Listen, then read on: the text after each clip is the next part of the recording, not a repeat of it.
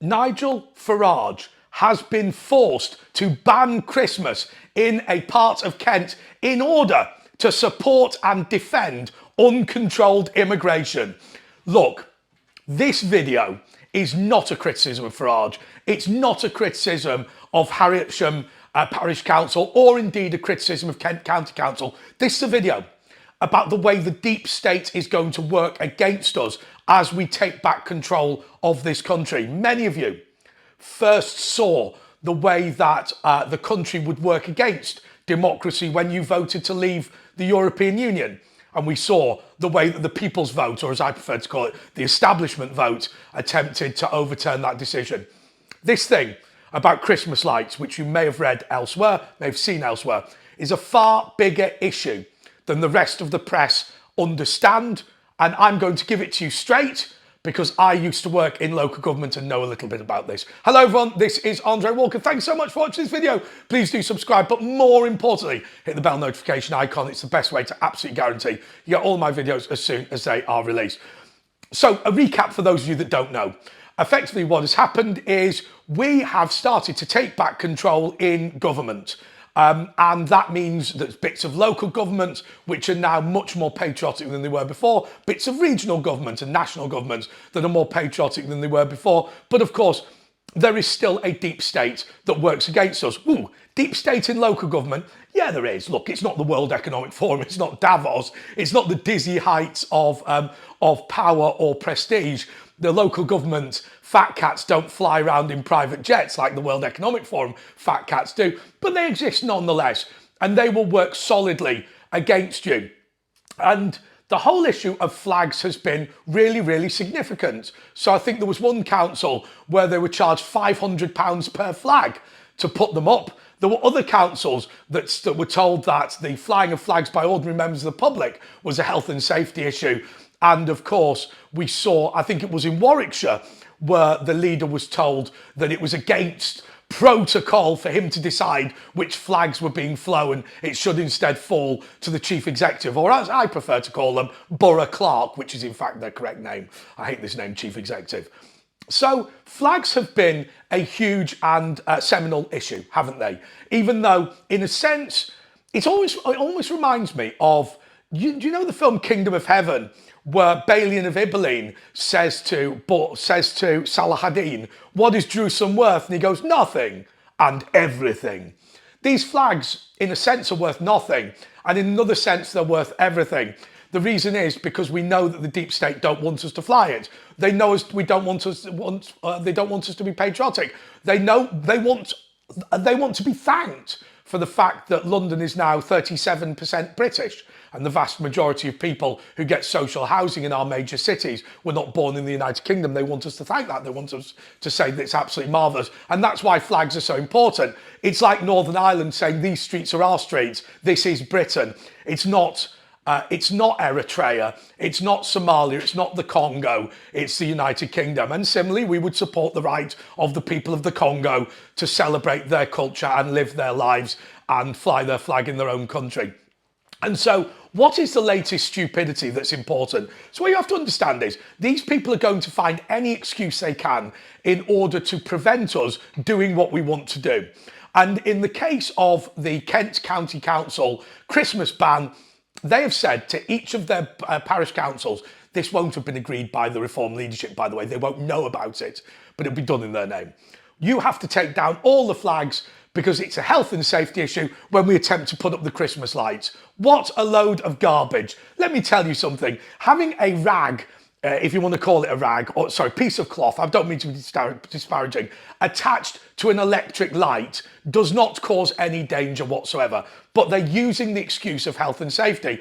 Along comes little Farage'S Parish Council, who are unable to afford to take down all the Union Jacks and indeed the St George's crosses that have been put up in their area. And whether they'd want to, of course, is questionable as well. So Kent County Council are now saying you can't have Christmas lights in your area because you're not willing to take the flags down. And Farage'S Parish Council said, but we can't afford to take them down anyway. It's not our job to take them down anyway. We don't want to take them down. What does this say? about the way that things operate in local councils. And what does it say about the future of this country? Well, we now live in a country where the civil service and the local government officers believe it is their job to prevent democracy taking place. When you saw the case of Dominic Raab, the Deputy Prime Minister, was accused of bullying civil servants. He contends what he did was told them to do the job they'd been paid to do and they refused to do it. And then, of course, they accused him of throwing a tomato at them.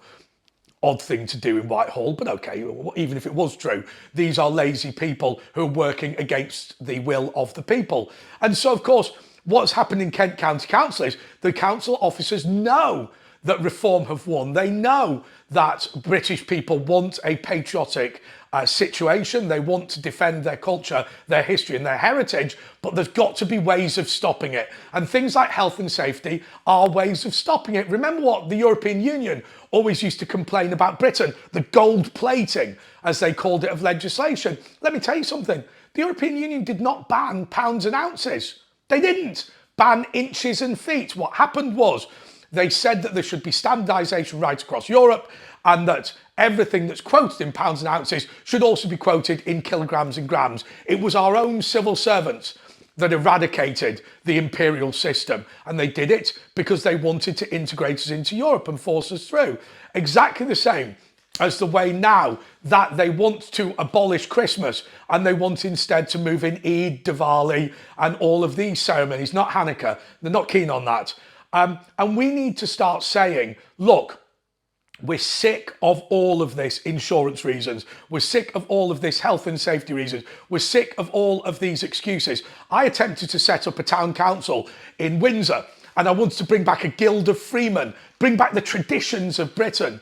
And somebody said to me, but if you take over the running of all the parks, how are you going to pay for it to be mowed? I said, have you got a spade? And they said, what? I said, do you know what?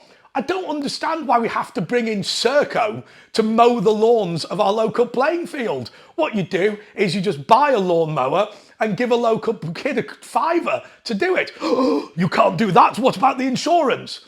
And similarly, youth sports has all been taken over. All of these things now that used to be done by the community are done by government. The only reason that Kent County Council can prevent you from having Christmas is because it owns Christmas.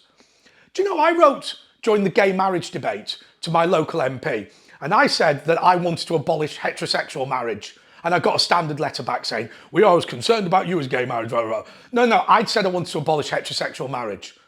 And the letter actually said this: why is the government the regulator of love? Why is the government the person that decides what Christmas is? Why is the government the person that runs youth sports? Why is the government doing all these things? And the reason the government's doing all these things is to exercise control over your everyday life. If the local playing field needs mowing, why doesn't somebody just mow it?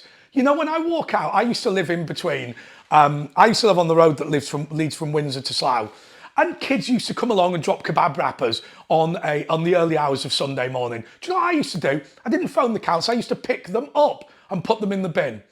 We need to reclaim Christmas as our own celebration.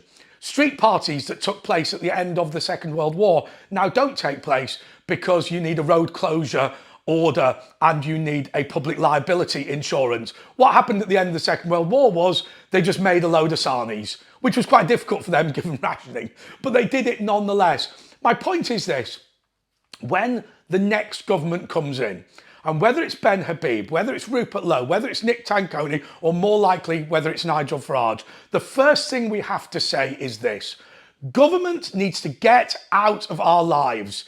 The reason that Christmas is being banned in Harwich is because Kent County Council owns Christmas. We need to retake back control of Christmas. We need to retake back control of our youth sports. We need to take back control of our local areas. We need to bring back the number one thing that's going to pee you off more than anything else.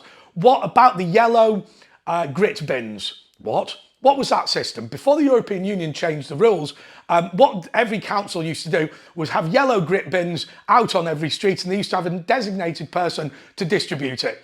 And what used to happen was, if they knew there was going to be snow on the roads or ice on the roads, they'd phone up the farmer who kept the grit. He, at 3 in the morning, would fill up the bins, and when he'd finished at 6 in the morning, he'd bang on the doors of all 50 local people who were going to distribute the grit, and they'd all be paid a tenner to distribute it. Now what happens, as a result of compulsory competitive tendering across the EU, we all share one grit van between 5 local authorities, and it can't get round everywhere because places all freeze at the same time. And it costs us more money than it did before. I'm sorry that a reform council has ended up banning Christmas. I'm sure they will fix it, but we've got to remember that there is now a blob that we have created and that we have allowed to exist. And we need to get rid of it. And it doesn't matter whether Nick Tanconi is a good Prime Minister or a bad Prime Minister. It matters whether he or Farage or Ben Habib or Rupert Lowe, it matters whether they roll back the functions and control of the state. Because that way, it will be for the local people in Harwich to put on their Christmas rather than a bureaucrat in Kent to decide whether it happens at all. Till next time, goodbye.